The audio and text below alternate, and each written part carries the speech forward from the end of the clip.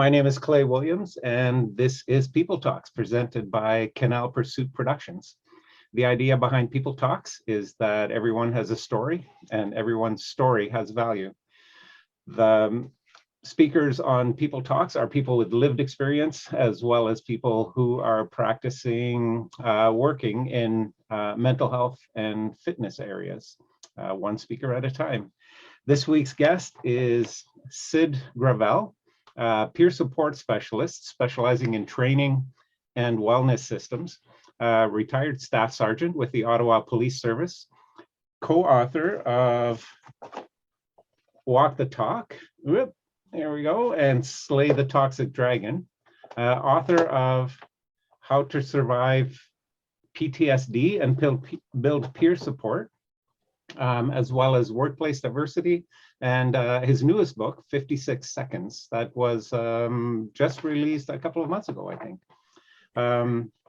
I first met Sid the second time I ran to Ottawa. Sid greeted me on Parliament Hill at the end of my run and said something that I'll never forget. It was the end of a really long, tough journey, and he said, "Not all heroes wear uniforms," and that's really stuck with me. That was awesome.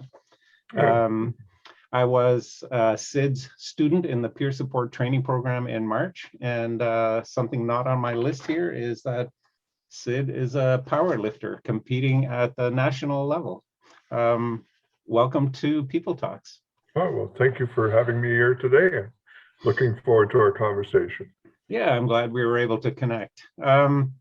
We can start off, I guess, with some of your background. You're retired from the police service, and your training area is in peer support, mental health related, and I know some of your personal story, that area of endeavor didn't come to you by accident as a career or a work thing. Can you share your story with us? Sure.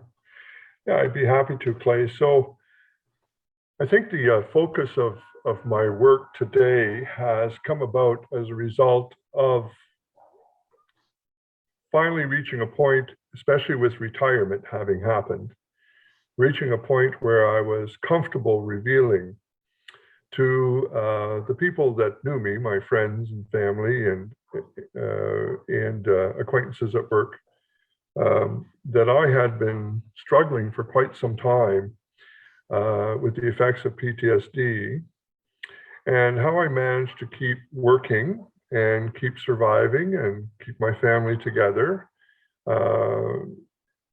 With all of that happening, it was a struggle, but my spouse and I managed to do quite well at supporting each other. So just to give you a bit of background, I don't want to dwell too much on the traumatic event because that's never really helpful to anybody. We all have our story.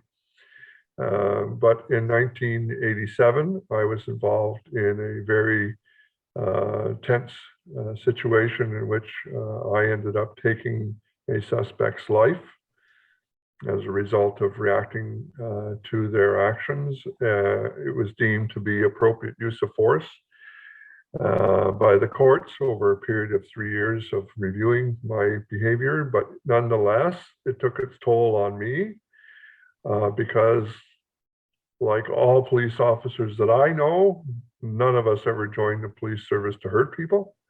We all want to be an asset and a value added to our community. So when you find yourself having to do something like that, it takes a part of your heart away and your soul. And so I struggled very intensely with the emotions and the feelings and the thought processes that went along with doing something that was completely contrary to my personal beliefs. I was proud of the uniform, but I found that this action contradicted my personal beliefs. And I struggled with where I fit wearing a uniform and doing what was required of me while wearing the uniform, and yet being able to live with myself as a father, a spouse, a member of the community. So I ended up, by October, visiting a psychologist who, after a very short period of time, was able to diagnose that I was suffering from PTSD, simply because there had been almost 3 or 4 months that had transpired since the event. And I have to tell you that when I met him and he told me that I had PTSD after several hours visits, he made me feel really good in a way, because he said, "You're going to be okay. Now that we know, now that we have a foundation to work from, you're going to be okay." And it's the kind of words that people need to hear. And that's why when I started this conversation, I said, I'm not going to deal too much on the event, because really I've reached a point after 30 some years now of realizing that when people are wanting to hear somebody speak of their experience living through trauma, what they want to hear is how things got better. Where did you find hope? How did you come to realize that it wasn't over for you? And how did you live with this traumatic event, as opposed to, did you ever get over it and get past it? And so those are the kinds of things I found over the years people want to hear, because if it's just about sharing your traumatic story, frankly, everybody has traumatic stories. They don't need yours to be embedded in their experience as well. So I'm very careful about that. So anyways, in January of 1988, the psychologist recognized that it would be very helpful for me, in between meetings with the psychologist, to actually have some buddies to speak with. And he suggested that I might want to speak with other police officers who had used fatal force, to hear how they felt about it moving forward and what they were doing for themselves. And I thought it was a wonderful idea. So in January 14th, I think it was, 1988, we met for the very first time, 7 of us, including myself. And we sat in a room with the psychologist and we introduced ourselves to each other, and we all realized that we were all on the same journey, and that we were struggling with, how do we live with making a decision for which we had the power and the authority to make, that is completely contrary to how we felt personally. So we shared our stories in terms of how we were struggling, and we became a band of brothers, for lack of a better word, and not to get sued by Hollywood here, but we became a band of brothers in that we took an oath at the time to take care of each other. We had to be careful as well, because at that time in policing, admitting to any sort of a mental instability could lead to your dismissal. Right. And we were afraid to let anybody know that we were struggling with living with trauma. As it turns out, we were so good at helping each other through the years that I'm very proud to say, moving fast forward, that all of our police officers in that original group of 7 retired with completed police careers. Now, there's only 4 of us still alive. 3 passed away, but they passed away of natural causes well into their retirement. So it spoke to me volumes as to the value of peer support. And of course, we started with 7, and by the time I retired, I think we had well into maybe 1,000 members throughout Canada who connected with that original 7 to say, I'd like to talk to somebody who's walked in my shoes. And we just kept connecting and connecting. And when I retired, in fact, they took over, the other officers stepped into my shoes and took over and continued to manage it today in 2021, and still ongoing, actually. And what's interesting is that even though the Ottawa Police Service has a formal peer support program that they developed about 5 years ago,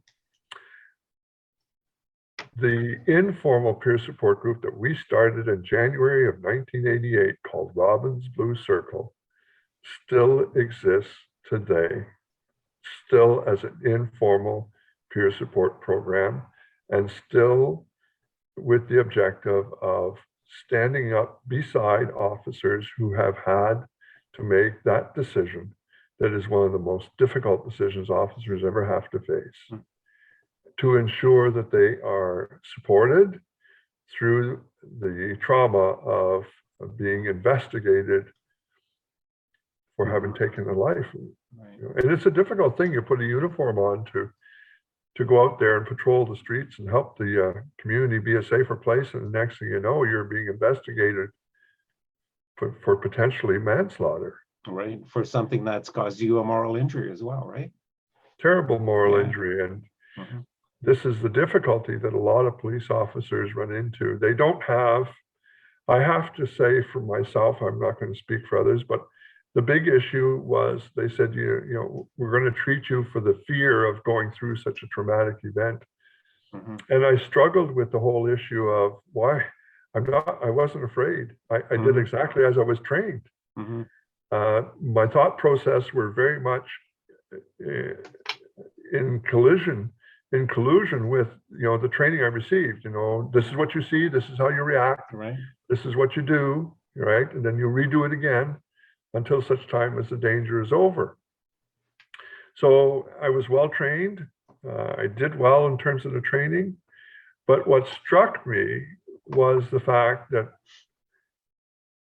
a young man had died in my arms, essentially, as a result of the actions I took. You can tell me that it's legal all you want. I felt terrible guilt and having to do something that I felt terrible doing. Yeah. So they kept treating me. PTSD, of course, is a treatment. You know, they treat you for fear and try to reestablish a normalcy in your life. Well, it wasn't fear. It was guilt. Right.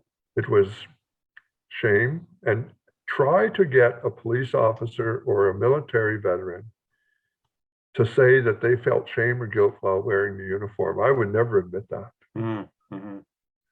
But I had that struggle in me. So at some point I had to say, what is it that's really hurting me here? Because the treatment I'm getting in terms of reacting with fear is not working. Right. But if you were to say to me, did you feel guilty? I would defend myself. I'd say no. Then I'd go home and think about it and quietly say to myself, I wish that never happened. You know? So I struggled with that, and we all did as a group. And you know, when you get to that conversation, it makes it a little bit easier because now you have a platform to start from. The other thing we would talk about amongst the officers is we would say, you need to understand that this is something that has happened to you, whether you chose to be involved in that or not. You know, let's set that aside. It happened. We don't want you to feel like it never happened. You can't go on life saying, I'm just going to deny it ever happened. Right. Brush it under the carpet, right? Yeah, exactly. What we try to instill upon people is an understanding that the trauma and the experience of the trauma that you went through is who you now are. You are a new person as a result, as painful as it is. And if you can learn to live with the experience as something of added value in your life experiences, then suddenly you can start to look at it as something that you are living with that has merit. And once you accept that your life has given you an experience that you may not have wanted, but you've got, then what can you learn from that? What can you get better at doing as a result? One of the things that I got better at doing was being very empathetic to people. I also came to know how important hope is, having something to look forward to. And so I gained all of that through that experience, which I would not have had as an experience or part of my personality if it wasn't for the trauma I had survived. and come to accept. So I tell people, like, if you see me, you need to imagine that I'm carrying a pack sack here on my back, on my shoulders. And in that pack sack are the experiences of trauma that I have lived through, that whether I chose to have them or not, doesn't matter. I have that pack sack, and I've earned it the hard way. You don't have that pack sack. So to me, that makes me a stronger person, because I've learned to walk with the pack sack that you don't have to carry. I'm not minimizing your value, but I want you to understand how much I value my life and its experiences now as a result of having that pack sack on my back. You know? So when I retired, Clay, I decided to, because nobody knew my story beyond what they read in the newspaper or what went through courts and stuff, because I never spoke at work to anybody about this, only to the guys that I was supporting. And they were very respectful of our requirement to be quiet about it. So when I retired, Andre Marion was coming out with the Ombudsman's report on how the OPP were dealing with their police officers' mental health. And Andre and I had worked together in the court liaison sections of the Ottawa Police Service. So I wrote a book called 56 Seconds. Actually, 56 Seconds was my first book. Oh, okay. And it was my first revelation of what I had gone through. And I want to share this with you, Clay. It was the first time that my sons, I have two sons, they're now in their mid-30s, late 30s. It was the first time they read about their father's struggle with PTSD. You know, my spouse was my heart and soul and partner throughout it all, but my children were protected from it. And then when they read the book, they of course were quite appreciative of the fact that I had revealed it to them and what it meant. Right. Yeah, and it's you're doing that from a place of strength, a place of victory, right? That's right. Yeah. You know, I often say to people, you know, I said, you know, I often, because I do presentations in public, I often get others who are going to be doing their very first presentation in public. And they say, Sid, you know, how do I present my story? And I always say, present it from the perspective of how you got better, how you got stronger, right? How there's hope and there's good news, because the trauma is irrelevant. You know, and it's like Dr. Gabor says in the polyvagal theory, it's not the event that's important to discuss. It's how we react to it that's important to understand. Yeah, for sure. I think one of the things you mentioned is kind of one of the things that comes out again and again in people talks, is that people's story, the events that have happened, create the person that you are today. Right, that's something that's always going to be with you, and I think there's a huge value, not just to people hearing your story and hearing the how you've come through it and survived and thrived, but also to the person who's telling their story for the very first time, because it really brings it out in the open for the person who's revealing it for the first time, right? It then becomes a thing that's no longer deniable to myself because someone else knows, right? Yeah, exactly. And then then you can start really looking at it from maybe a little different perspective, or help from peers or others to look at it from a different perspective, right? Yeah, my spouse, Judy, God bless her, she has done a few presentations as well, and she's very shy about it. So I don't encourage people to reach out to her because she would rather not. But she's been on stage with me sometimes, and I've invited her to speak about what it's like to live with someone who is trying to work their way through the whole trauma survival process. Mhm. And one thing that she says that I found very interesting, and I like her to say it when she's on stage, is that I got married once to two different men. Yeah.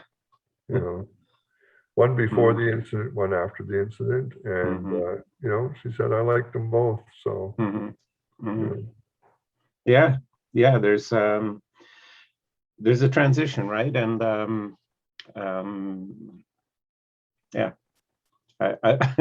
I've one of the writing projects I did a couple of years ago was about my slow transition from lover and husband to caregiver as my wife's health is starting to deteriorate, and I recognize that that I think the biggest thing I got out of that kind of self-analysis is that I'm not the same person I was 40 years ago. She's not the same person she was 40 years ago. We grow and change, and we're still together. We have an incredible shared experience together, and we're experiencing some new things, just a little different, right? absolutely, Yeah. absolutely.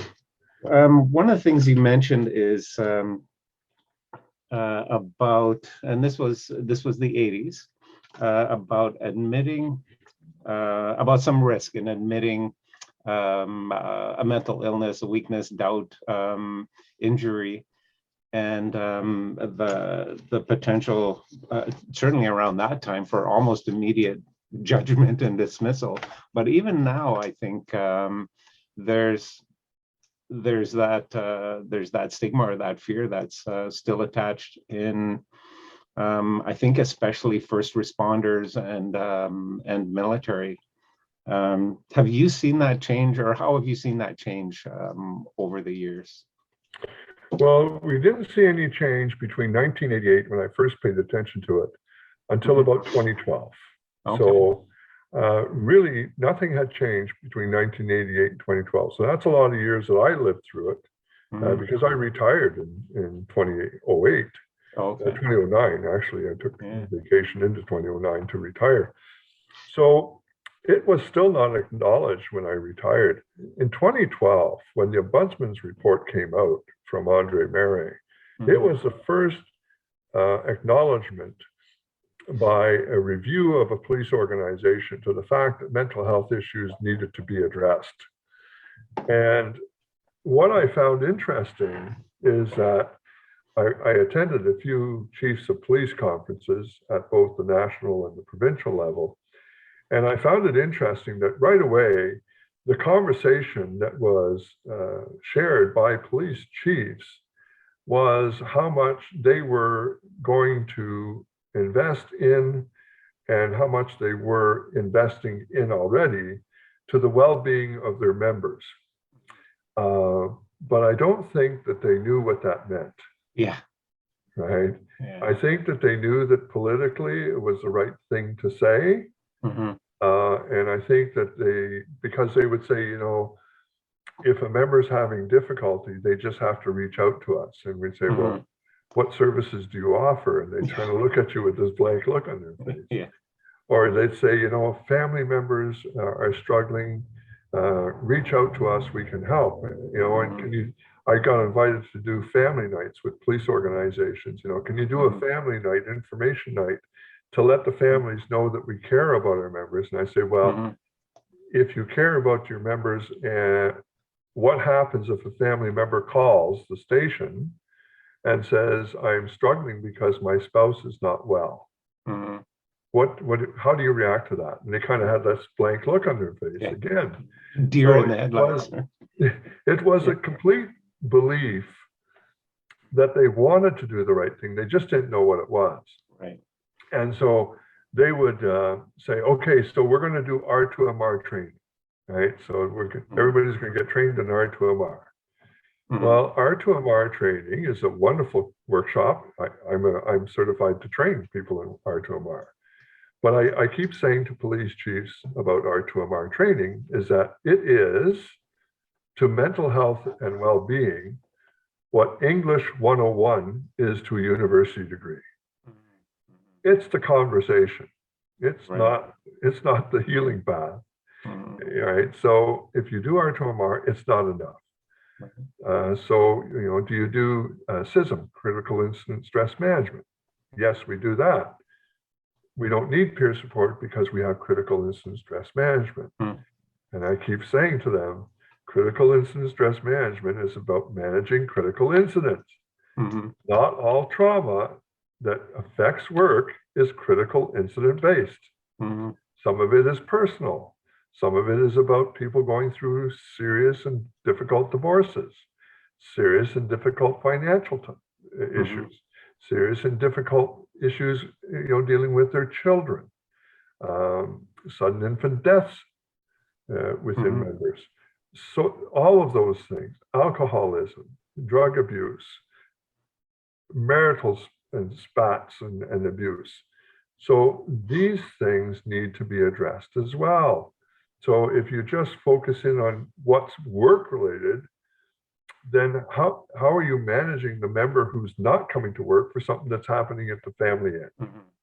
Right? So I find that from 2012 to 2021, when you consider that nothing was done for 30 years, and we have all these conversations happening in 9 years, I find that it's quite amazing. But what I have to say to people is that I still only see, for the most part, only conversations. There are some organizations that are taking actions today that are phenomenal leaps forward. And I won't name the organizations because there's quite a few of them now that are really being action oriented and addressing mental wellness for their members. They know who they are. But there's far too many yet still who don't know what it is that they need to do.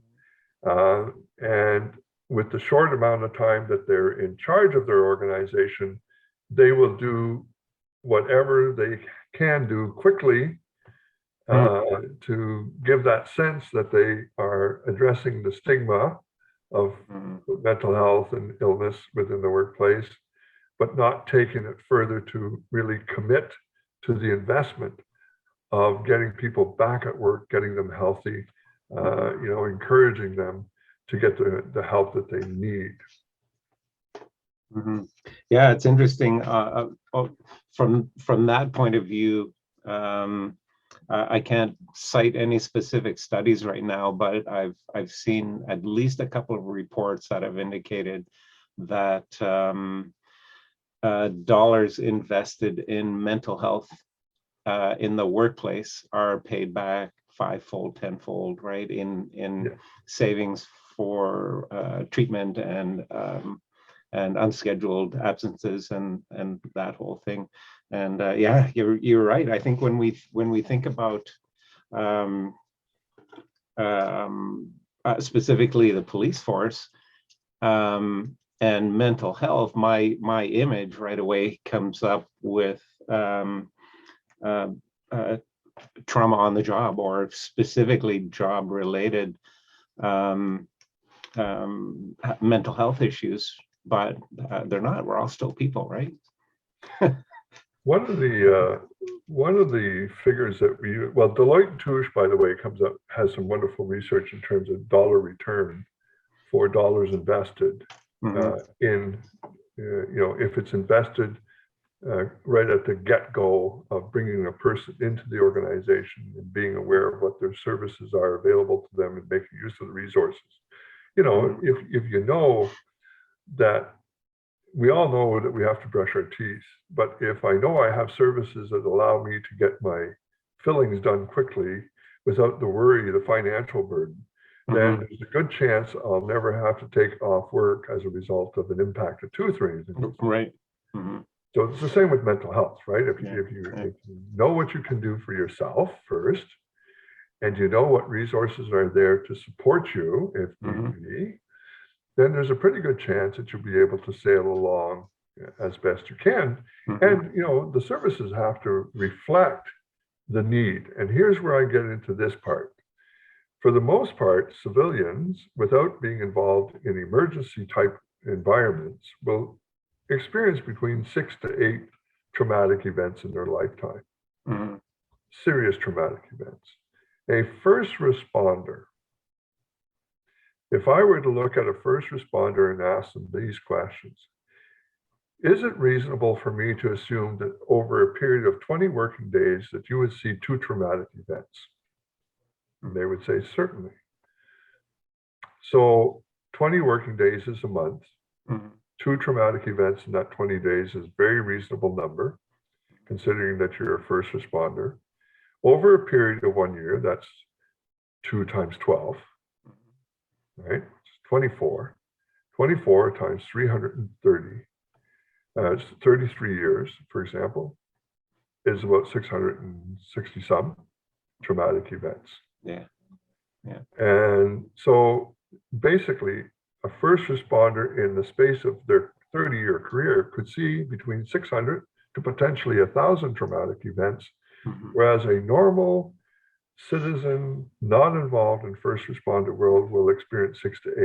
Mm-hmm. So my question then is it a surprise then if you don't have the support that you need to deal with so many traumatic events? Is it any wonder that some of them simply get so badly injured that they can't recover? Yeah. Yeah. Right? So Mm-hmm. it's not sufficient enough in a first responder world to offer the plain, simplistic trauma event support when you're dealing with someone who may see so many traumatic events. It has Mm-hmm. to be more trauma informed. They have to be more, the mental health workers have to be more aware of how many impacting traumatic events they may see or have to deal with. Mm-hmm. Mm-hmm. Yeah. Not Yeah. sure if the industry's ready for it. That's the thing too, right? You know, I'm not sure. We've only been talking about it for 9 years, the way we have been, as I said. I mean, up until then, it really wasn't spoken about. Mm-hmm. So in 9 years, we're asking for an entire flip of the policing, paramedic, firefighter, responder world to acknowledge how damaged some of their members can be as a result of what we ask them to do. Yeah. And is the mental health industry prepared to be able to support these members through these 600 to 1,000 traumatic events that they go through in their lifetime? Yeah. Yeah. Wow. Yeah. From 30 years ago, the mentality was suck it up. You got to be the type A personality. Yeah. To the evidence that's showing full and proper support has a huge return, not just return on investment for the budget, but quality of life and and not so many lives lost, right? The advice I was given, Clay, after I was involved in a couple of shootings. The first one affected me tremendously, but the second one broke me. The advice I got from my dear old staff sergeant, he was a Korean War veteran. I love the man dearly. He was a great staff sergeant. He's passed away since then. But he came up to me and he just he knew I was hurting as a result of what I'd gone through. And he said, Sid, he says, go home and have a couple of drinks. And he says, and if that doesn't work, he says, have a few more. And he says, we'll see you tomorrow. So that was the mental health advice I got. Yeah. Oh, man. Yeah. So since retirement, you're doing a couple of other things now. So the training that I took in the peer support program this spring was really good. As from someone completely outside that area, it was reassuring to understand how practical and simple the basic principles of peer support are. Yeah, I'm pleased that you're saying that, Clay, because I feel sometimes people are making it sound like it's rocket science. Yeah, You know, yeah.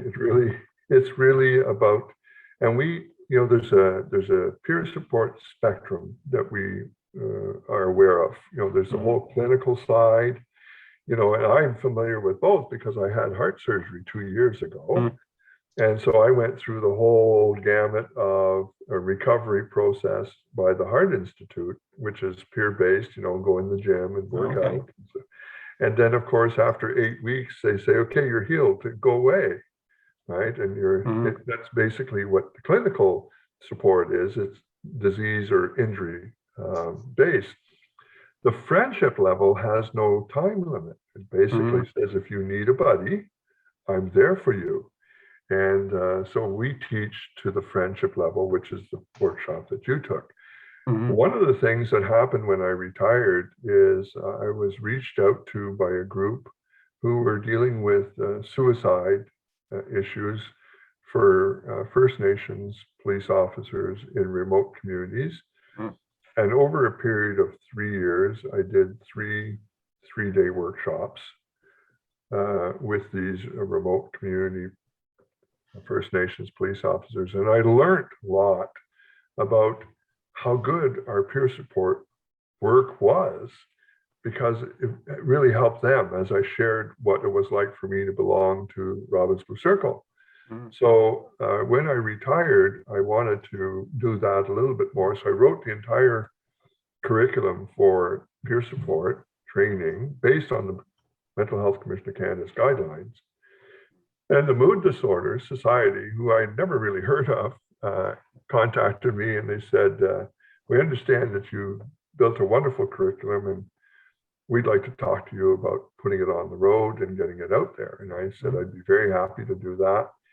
I said, but I can't do it by myself. So I knew that Brad Mackay, who was the staff sergeant with York, had done wonderful work in the York region in terms of establishing, you know, formal peer support programs and critical incident stress management teams throughout the entire York region amongst 5 emergency services. Was retiring soon, so I called him up and I said, have I got a job for you? And he jumped right on the bandwagon with me, and we've been working together ever since, teaching peer support. And we've gotten to the point, I have to tell you, it was interesting because COVID has been actually a bit of a blessing in disguise. Forgive me if I'm hurting somebody's feelings on that, but we were forced to do our training online because of COVID. That's right. We thought, you know, it's not going to work because we're so used to having people in the classroom and having these beautiful discussions. So we announced that we were going to do peer support training online, and the next thing we knew, we had Americans, Australians, British, Irish, and now we have people that we're talking to in Zimbabwe, in Kenya, and Israel, who are interested in our peer support training. So it's been very, very interesting how international we have become over the last couple of years, and we're continuing to grow tremendously in that area. Yeah, I understand you, before COVID, you actually traveled to Ireland to do the training.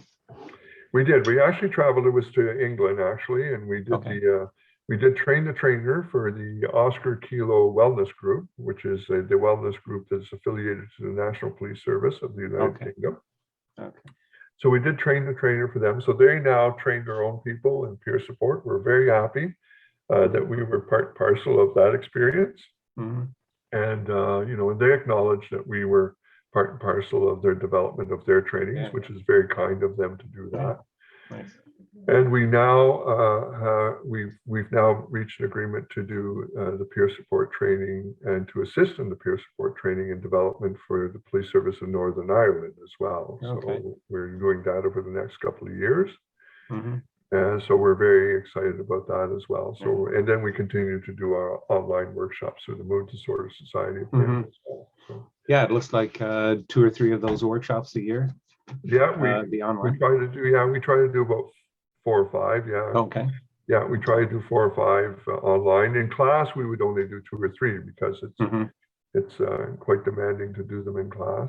Yeah, the logistics are certainly a little different, right? Yeah, exactly. Yeah, Yeah, you can't just tell people go for lunch. We'll see you in an hour. You got to give them lunch. yeah, yeah, right. Yeah, for sure. Um, and since you retired, so let's see, 12 years or so since you retired? It's 13 years. Yeah. Yeah. You're a power lifter. When did you start that? Well, actually, I started that at the age of 63 and I retired at 55. Oh, So okay. there Okay. was a lot of years in between. But my Yeah. spouse, I have to tell you, Judy is 60. She was 65 when she started doing powerlifting in the gym. Oh. She met a powerlifting coach, Mm-hmm. and I knew Paul. He was her coach, and I would be in the gym as well, but I'd just be doing my own program. And she was Mm-hmm. actually being trained by him. And he invited us to a powerlifting competition, and I fell in love with the sport. I thought this is really neat. Yeah. You know, you pick up weights, put them down. That's it, right? You can't get lost. You can't get any wrong directions. Not too many rules, right? No. So anyways, we Judy and I spoke to Paul Vaillancourt at the time. He owns UF Gyms in Iron Empire. We spoke to him. We said, you know, we're old, 63, 65. We've never powerlifted. Is this something that we can do? And he said, absolutely. There's no age limit on this. He said, we just have to approach it a little bit slower because you have no training in it. So for the first year, it was just all motion and cardiovascular. And, you know, like we weren't lifting any weights at all, really, for almost a year. But he was going through the techniques of how to lift, right? How to lift, how to bench press, how to death squat. Yeah, form is pretty important as you get up in weights, right? Exactly. And of course, you know, he was concerned that we would hurt ourselves. He didn't want that to happen. You know, that never looks good on any coach, right? So, so we've been doing it for going on to 7 years now. Wow. And Judy actually took the silver medal at the Nationals in 2019. And then, of course, COVID shut everything down. But she was invited to the Worlds as well. So she is really doing well, and she'll be competing in the Nationals again this coming year, I think. Nice. We're trying to get her registered, and everything's starting to come open again, and we're not quite sure how it works. And then I was just a few weeks away from trying to qualify for the Nationals when I was called by the Heart Institute. They had an MRI in their hands, and they said, we forbid you to lift any weights until we have a talk with you. The next thing I knew, I was in surgery, and after 5 hours of surgery, they removed my upper aortic artery. I had a 6 centimeter aneurysm, and they gave me a carbon fiber artery. So I tell people I'm not quite the $10 million man, but worth about $300,000. Yeah, and you're a little bit lighter. That carbon fiber. Yeah, a little bit lighter. So now I'm back at the powerlifting again, and in fact, you know, I'm lifting pretty heavy weights still, and deadlifting 285, squatting 225. So getting back into shape again. Yeah. Just curious if you were always physically active. Not really. No, I was, you know, I was one of those guys that went in the gym, and I could spend an hour there and make it look like I was doing something. But no, I've always enjoyed being fit, but I didn't necessarily invest in it the way I do now. So I have to tell you that it's been a blessing for me to see how much physical fitness really makes me feel better mentally as well. And so in fact, I was just talking to some people today, as it turns out, about doing a powerlifting competition where we would donate our money to help mental health organizations, do some fundraising for them. And I would like to do that next year. And on November 13th, which is all of less than a month from now, I'm going to be doing a 10-hour powerlifting marathon for the Heart Institute in appreciation for what they did for me. And I feel obliged to do something for them. So I want to do that. And then after that, I want to feel free to do it, to do fundraising with physical fitness for other organizations that could use some charity as well. So, yeah. Yep. I totally get that. That's how I got to where I am right now. With That's how I met you. Yeah, and you did something similar, I think, in around sometime in March. I'm not sure if it was just before the training or just after. Yeah. But what are the numbers? So you told me the numbers of if it was all in one lift, how much did you lift? Yeah, so I lifted 84,570 pounds over a period of 7.5 hours. Yeah. So I just did a practice run a couple of weeks ago, because I'm going to be lifting for 10 hours, you got to be able to pick the right weight to start with. Right. Otherwise you won't last 10 hours. Yep, I just did a 5-hour experiment, adjusting weights and adjusting sets and reps, and how many of those I do and what time. So we're going to be 20 minutes lifting, 20 minutes off, 20 minutes lifting, 20 minutes off for 10 hours. Right. And so we've come up to the weights. And over the 5 hours, I lifted about 48,000 pounds. Yeah. So I'm pretty sure I can hit 100,000 pounds in 10 hours if I last the 10 hours. So I'm pretty big-headed. Yeah. And Judy's my coach. I mean, Judy's a national champion, and she's my coach, so she'll make sure that I don't go stupid under the weights. The only difference between tenacious and stubborn is the name that you call it, right? That's right. Yeah. So we're very excited about it. It's a whole, you know what? It's a whole new look on life, right? I mean, I'm going to be 70 in January, and my lovely spouse was 71, and here we are at the prime of our lifting career. So when people tell me, "Oh, I can't do that," I'm 55. Yeah. How cool is that to be able to say that you're competing in a physical thing at 70 years old, right? Yeah, exactly. Yeah. And my spouse was asked for her ID at the pharmacy the other day so that she could prove she was a senior. So she thought it was wonderful. She did powerlifting. Yeah, nice. Yeah. I hear a lot of the same from a lot of my running friends. That physical activity is just two aspects, I guess. One is the endorphins released when you're doing the workout. And the other is the self-confidence and self-image, right? I can't think of any more really interesting questions to ask you or areas to go. Is anything that you were thinking you wanted to say before we call it an evening here?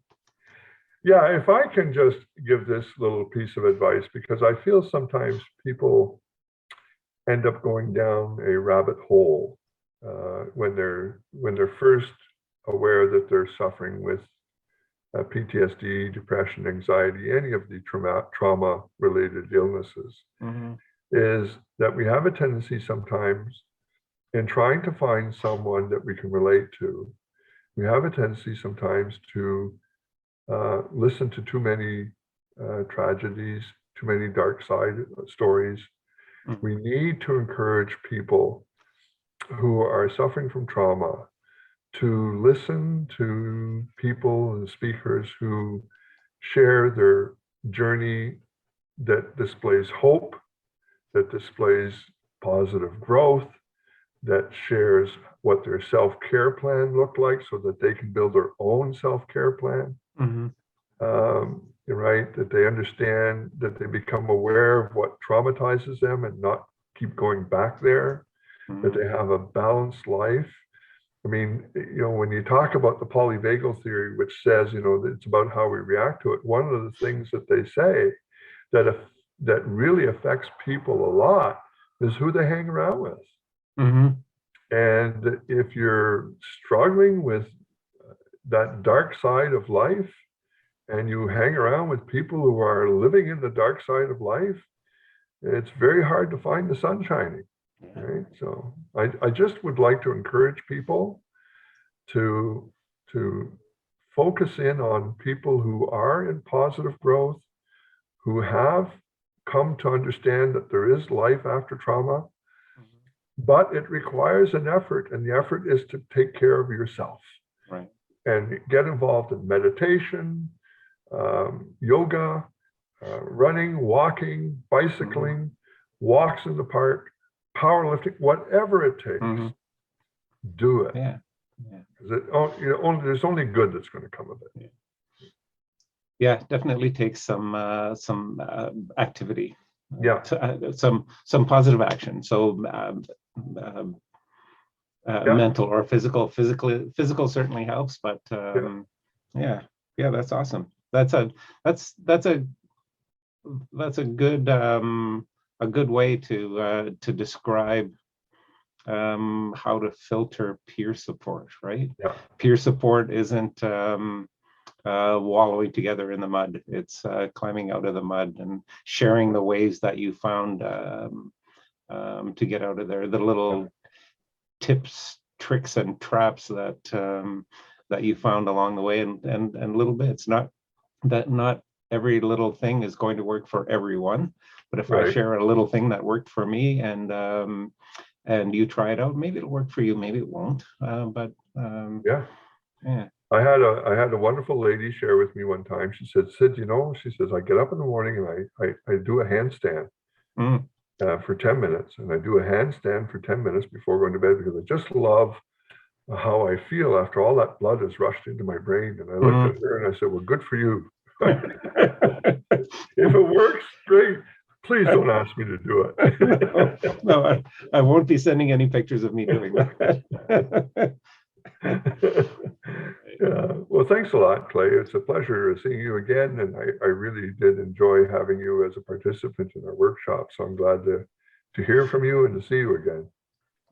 Thank you so much for putting some time aside and Yeah. sharing a little bit of your life with us. I really appreciate it. Well, it was my pleasure. Thank you very much. Right.